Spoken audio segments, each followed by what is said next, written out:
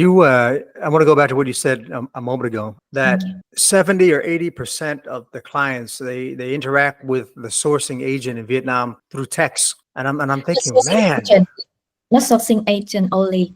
It's as a VAs like operation assistants or yeah, social media manager. that opens the door, I would think, to sheesh, thousands and thousands and thousands of people that were probably thinking, like I was thinking, that you have to have great English communication Mm, to work as a on the operational side. But if you're yeah. saying that if they can operate Chat GPT and you don't have to respond in a second, you might take it an extra 15 seconds because just to run it through a translator. Mm, And that's incredible. That gives a lot of people it lowers the barrier of entry for yeah. them if they really want to pursue a freelance or a remote career as a virtual assistant, specializing in sourcing.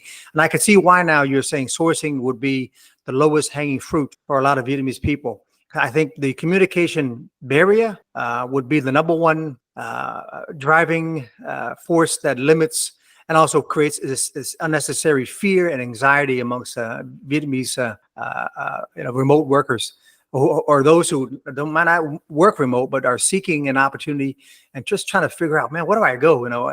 I love remote work. I love the idea, but if I want to do VA work, when I think VA work, I still think in my mind that you're communicating one-on-one all the time on a video. But you're saying Mm, that for this particular niche within the VA work, you can actually avoid most of that, and you can mm, just you do a good job on the sourcing side, and you obviously don't take too long to get back to people when they ask a question. Then, because I know a lot of people, some have reached out to me actually and said, hey, I would like to do this. And then when I was speaking to them on video, I was thinking to myself, man, this person, wow, they have a very steep hill to climb because their communication is not quite there. But this is great. I'm hoping there's going to be a lot of people who watch this video and realize that this is a wide open opportunity, if that's the case. I think there are two things I want to mention in this kind of a language barrier things. The first one is that, especially for sourcing, why they need a sourcing agent in Vietnam? Because they can't speak Vietnamese. So we need to take that advantage to advertise ourselves. They don't need you to talk to them in English. They need you to talk to the local manufacturers, and you just need to report to them. It can be email, it can be WhatsApp or text. The second one is that when you write, you have and you need to set the right expectation. They are really understanding my clients or as a client. As long as you say, to be honest with you, I'm better at writing and reading rather than listening and speaking. So it would be fantastic if we can communicate mostly via text or email, and then we can meet weekly through video call for once a week.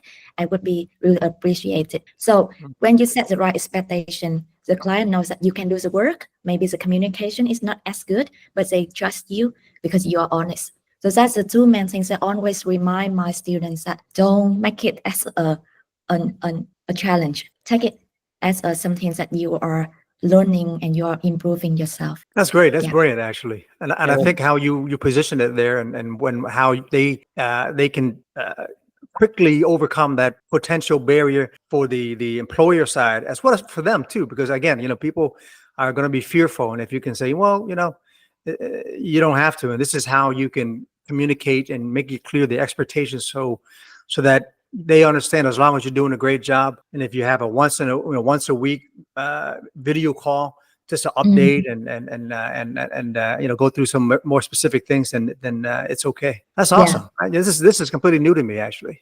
This is amazing. Yeah, and just another example of how the AI revolution is going to sort of have a spillover effect into other types of development, right? Because I think most of the people that we've been talking to about what makes this time period different, right? In terms of why are so many firms flooding the Vietnamese market now, and also starting to looking for people in Vietnam. What we usually hear is that the most significant variable is that suddenly a critical mass of people have started to be able to speak English at a sufficient level.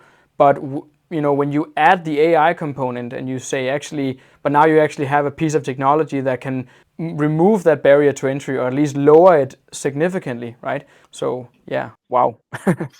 Yeah, because when I think of Vietnam, again, for those who don't know, I lived in Vietnam between 2008 and 2020. And one of the things that always amazed me and impressed me about the Vietnamese people is their ability to outwork other people. They don't lack in motivation. They don't lack in cleverness and ingenuity. But I was always, worried that the not a high enough level of English communication would prevent so many people from opportunities. And if what you're telling me is not the case, specifically with this niche, and man, I'm tempted to call up a bunch of cousins in Vietnam and tell them, there's a new career that you might want to have a look at, right?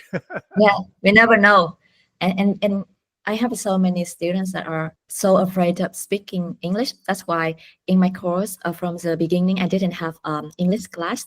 However, I gave them a 3 days bonus in English class, so I can give them the tip or hint in speaking or communicating to the clients.